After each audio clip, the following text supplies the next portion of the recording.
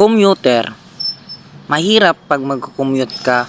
Minsan matraffic, minsan yung mga kilikili ng iba ay naamoy mo. Minsan din mabaho, minsan din ay maraming nag-aaway sa traffic.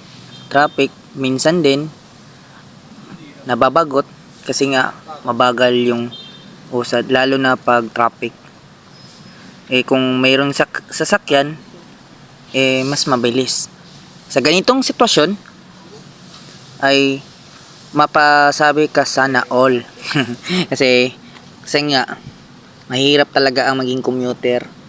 Kailangan kung pupunta ka ng trabaho, kung wala kang sasakyan, dapat early kang pumupunta sa waiting station sa mga sasakyan para at least makasakay.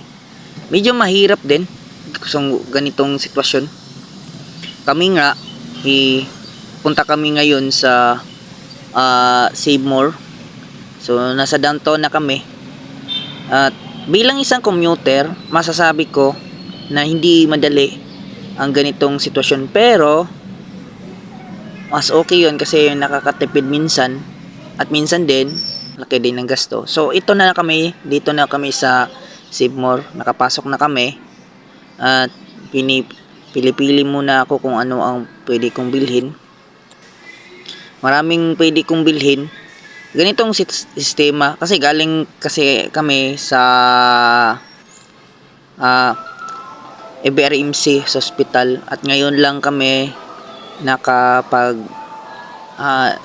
sabihin natin na nakagala kasi nga kailangan gumala kasi nababagot na ako sa hospital.